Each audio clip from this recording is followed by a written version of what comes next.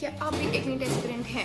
क्या आप भी 11th स्टैंडर्ड में पढ़ते हैं? क्या आपके भी स्कूल में स्कूल के एग्जामिनेशन, प्रैक्टिकल एग्जामिनेशन सब कुछ आने वाला है और ऊपर से कोचिंग में 12th शुरू हो गया है, पर आपके 11th के बहुत सारे चैप्टर्स हैं जो कुछ ना कुछ तो छूट गए हैं या किसी में कंसेप्ट वीक रह गया, आपको खुद को पढ़ना है पर टाइम नहीं है, रिविजन करना है पर टाइम नहीं है, एक बार सब गुजर गया है पर पढ़ने का टाइम ही नहीं है रिविजन का। तो भाई मैं भी सेम ऐसी चीज़ से ही गुजर रही। तो मुझे सुबह मैं जैसे उठी, मुझे बैठे बैठे दिमाग में आया कि भाई today is 26 March and from next month यानी कि अप्रैल से मेरे स्कूल में ना एग्ज़ाम है, ठीक है। पर इस मंथ में ही वो लोग प्रैक्टिकल ले लेंगे और ना मुझे प्रैक्टिकल ढंग से आते हैं क्योंकि सारे साल में मैं स्कूल बहुत रेयर ही गई हूँ, तो प्रैक्टिकल का मुझे ढंग से आता है ना। मैंने टेक्स्ट बुक एनसीईआरटी इतने अच्छे से कवर की थी पूरे साल में कि मुझे so that I can gain little bit confident about the examination of school, क्योंकि एनसीईआरटी बेस्ड ही आता है वैसे तो भाई मैंने सोचा कि भाई कुछ तो फिगर आउट करना पड़ेगा, ठीक है। पर ये सब चीज़ें देख के ना हमारा स्ट्रेस लेवल जो है यहाँ से तो यहाँ पहुँच गया है, कन्फ्यूज़न तो पूरी ही फैल गई है भैया। तो ऐसे में आखिर करे तो करे क्या?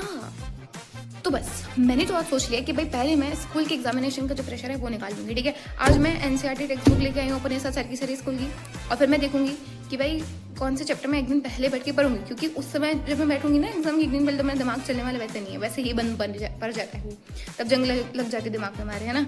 तो मैं क्या करूँगी कि पहले मैं लिस्ट आउट करूँगी चैप्टर्स के कौन से मुझे अच्छे से आते हैं, सो दैट स्कूल के एग्जाम में मेरे वो तो पक्के हो जाए, ठीक है। तो वो चैप्टर के मैं नोट्स रिवाइज करके जाऊँगी। तो आज मैं सब कुछ फिगर आउट करने वाली हूँ कि स्कूल की जो मेरी एक्स्ट्रा टेंशन है ना, वो जो टेंशन है भी नहीं एक्चुअली, हम लेके बैठे हैं उसको, तो मैं उसको सर का सर कंप्लीट करने वाली हूँ आज, ठीक है।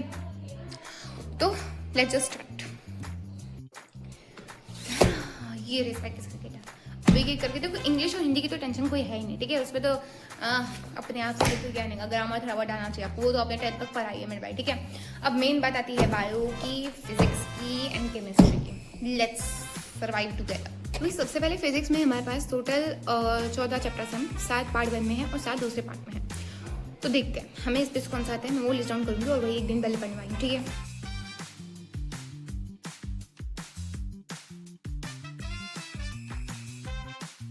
इतनी मेहनत करने के बाद, सोच के दिमाग पागल करने के बाद, मैंने आखिर फिजिक्स में तो सोच लिया कि भाई मैं क्या करूँगी, वो मैंने आपको ऊपर ये लिस्ट दे दी होगी, ये चैप्टर्स मैं करने वाली हूँ।